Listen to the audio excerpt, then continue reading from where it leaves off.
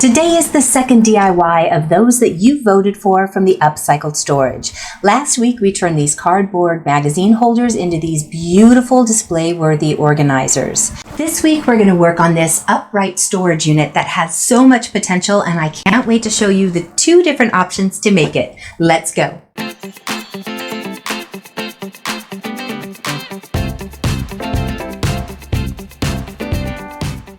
Welcome back to the Crafty Organizer. I'm Noreen Eppley, and on this channel I love bringing you ideas for organizing, decluttering, doing DIYs, upcycles, and anything crafty, but always on a budget.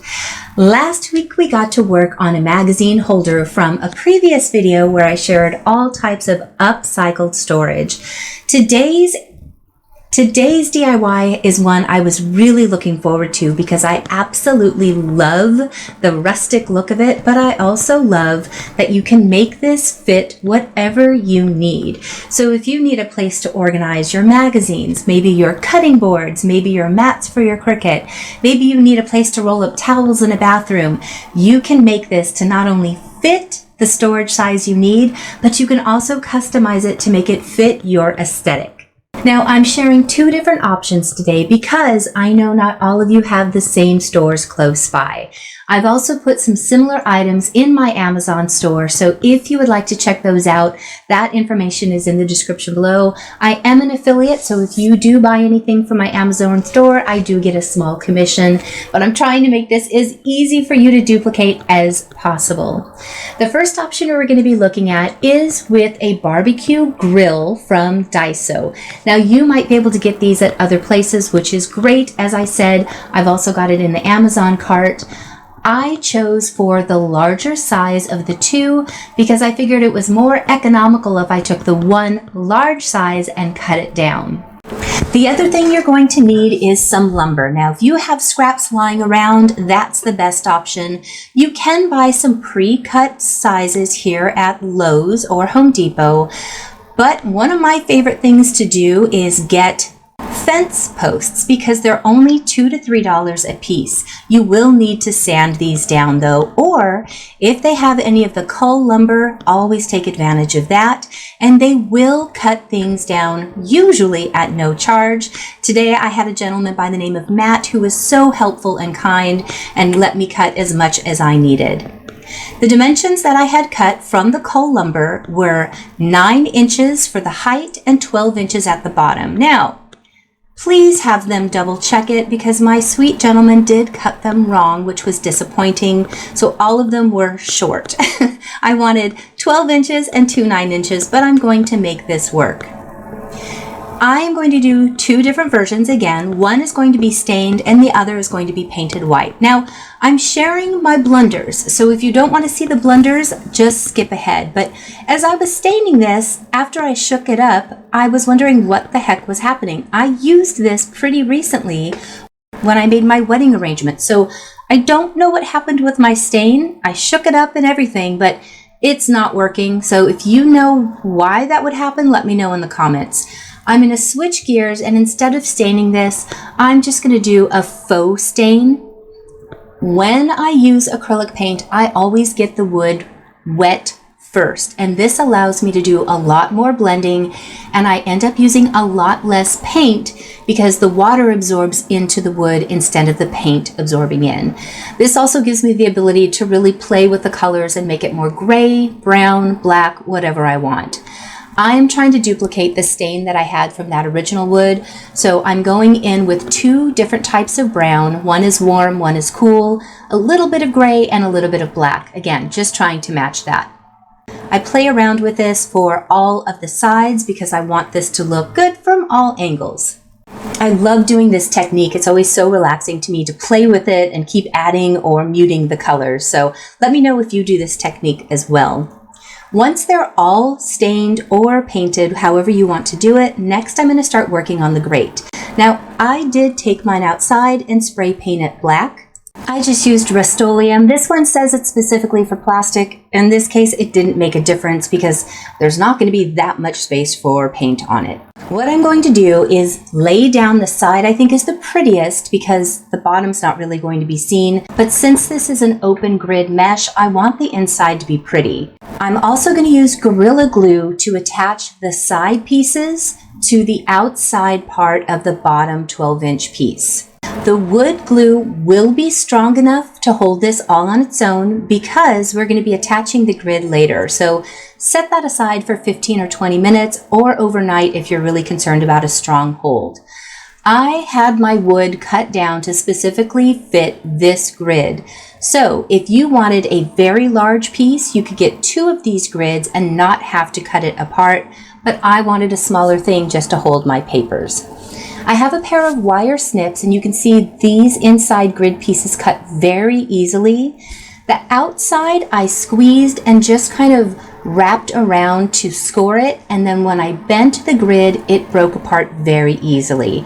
I'm going to do the same thing on this other piece. I'm just kind of scoring the outside line, quickly cutting through the inside grid. This really does cut quite easily. And then when I get to that outside piece, all I have to do is score it again, bend it, and it will snap right off. Please be careful though. These raw wire edges are sharp and I don't want you to get cut, so you should probably be wearing gloves, and I didn't, but be careful. Now this outside edge is perfect to go around the wood, and the bottom rough edge will not come into contact with anything. So all I now have to do is start attaching this wire. What I'm going to be using are these little double point tacks. And I got these at Lowe's. They were about $2.50, but you could also use this insulated staple. It's really a preference. All you have to do is line this up, and I've got it so that the wire is going inside of the U-tack.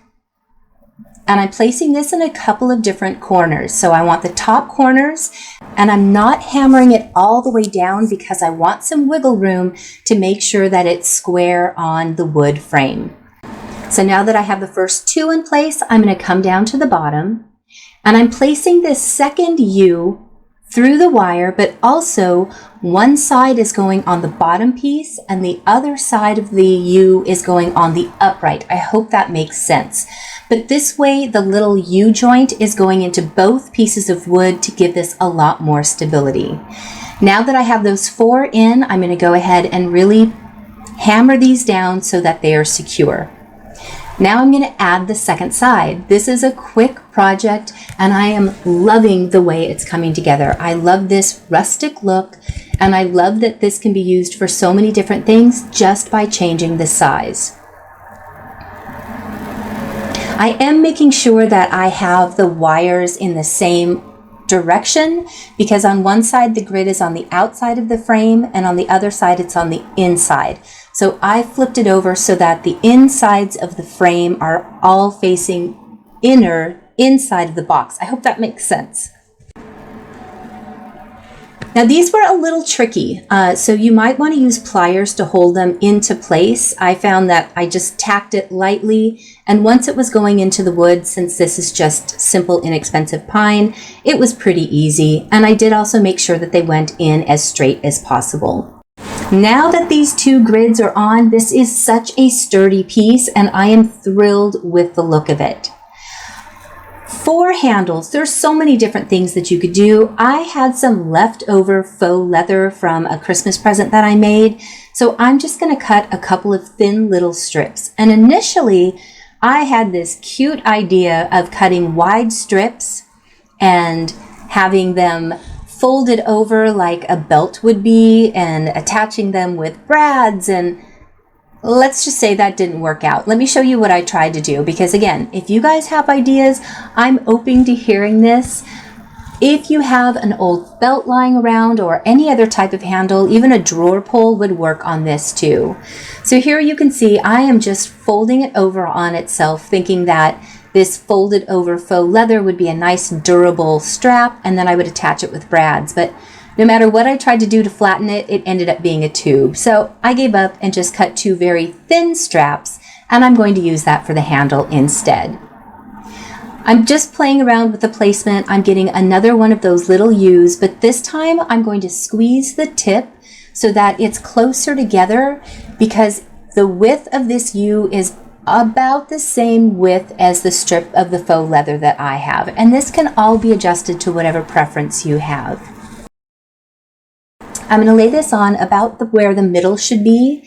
And I'm going to attach the U bracket to the first end.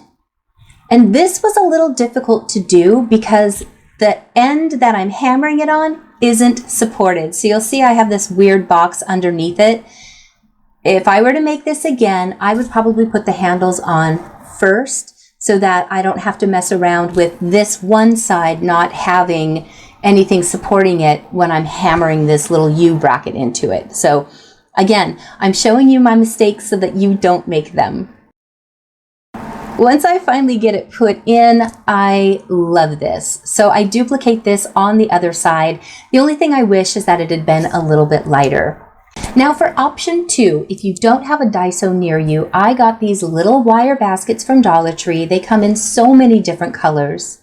And this time I'm going to paint the wood white, which you don't need to see me do the whole thing, but I get the wood wet first. I lay down my acrylic paint that I got from the Dollar Tree, and it took me about 2 to 3 coats to get a nice solid white on it. Again, if I were to do this over again, I think I would have just used regular old latex paint that I have laying around from the house.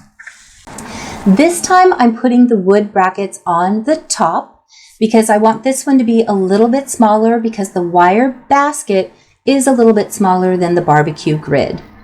I'm putting this on top just right now so that I can let it dry and I have a good adhesion. So go ahead and let that sit again for 20 to 30 minutes so that the glue has a chance to set up before you continue. Once the wood is dry, it is surprisingly strong. Now, if you notice me wiggling this, it's because, again, I got cull lumber and it turns out the wood was warped, which bites me in the behind later, so be watching. I'm taking those wire snips again and I'm just cutting around the grid that matches the shape of my wood frame. But I love saving all of my little bits and pieces, so you're going to notice here that I end up saving it. I'm bending the upper lip up and I'm going to cut a straight line across the bottom. You don't need to see me cutting this. And this time, just to simplify things, if you don't want to buy those U brackets and you have some little finishing nails around, here is an option instead. You can add a finishing nail to the top at a slight angle. And once you get it in about halfway, you can start hammering against the direction and bending it over the wire. Now, this is not my favorite look, but it is an option for you if you do not want to have to buy special hardware. I'm going to do it at the 2 top corners again, and then I'll come down and do the same thing at the bottom. I'm going to get those corners into place. Now for the corners, I do want to attach the bottom piece and then hammer up, so I'm just giving a little bit more stability again to this frame.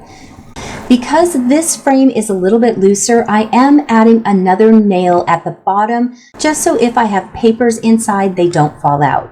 Now I'm going to repeat all of those steps, cutting down the frame, and I'm going to save this for something later. And I'm going to attach the extended part that I folded at the top of both sides. I'm coming back in again with the nail at the top and then bending it over the top part of that wire. The longest part of this project was painting and staining. Otherwise, this was super fast. Once I get all 4 corners done, I'm going to go ahead and repeat the additional one at the bottom in the middle so that nothing that goes inside of this little holder will fall out. Now that that's done, I'm going to double check because the wire on this one did extend a little bit, so I want to make sure that nothing is long or sharp. So I'm just trimming off a couple of those that were a little bit sharp. You could file this down. I just took my hammer and kind of pounded it into the wood a little bit more, and it is done. So the next thing I would be doing on this one are the handles, and I'm undecided on what I want to do for this white one. So here are some options. There's the farmhouse pull, there's the traditional door handle pull. You could also change the orientation, or I could do a light faux leather again. Those were all just photoshopped on so that you could see. But these holders, the one on the left, I love. The one on the right is okay. I think it needs some other things to dress it up. But the stained wood with the small aperture grid, to me, is stunning. I really love the way those little U-tacks look on the wood. The nails aren't bad, they really aren't, and I think they would blend better if this was a dark wood as opposed to the white. Perhaps if I'd used smaller nails or even staples. But again, I was trying to make this accessible because I know not everyone has power tools or has special staplers, so I was trying to keep this simplified.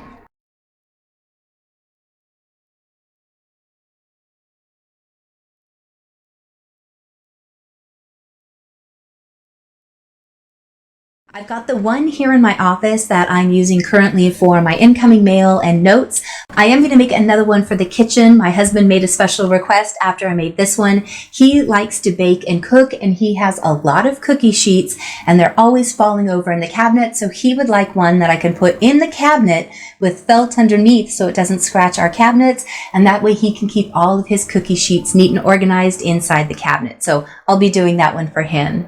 Now we've gotten 2 of your most voted DIYs done.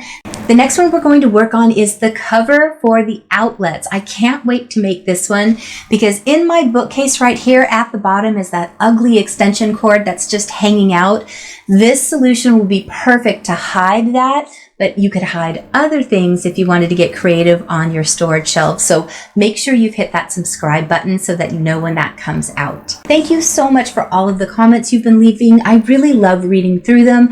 And a couple of you have been so sweet to leave me the super thanks.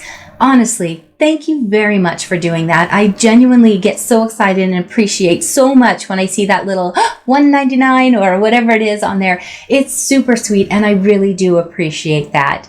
If you would like to further support this channel, I do have a Patreon link down in the description, but honestly, you just being here with me, clicking that like button, leaving me a comment, and hitting that subscribe is really the best support that you can give me. Right now, about 70% of my views are coming from people who aren't subscribed. So if you're watching and you haven't already clicked that, please take a moment to just click that for me. So the next video I'm going to do is either going to be that extension cord hider for my bookshelf, or I've also been working on a desk organizer that you are not going to believe because it's so easy that I'm almost embarrassed to put the video up, but I think you guys are going to love it. So again, make sure you hit subscribe and I will see you guys in just a few days.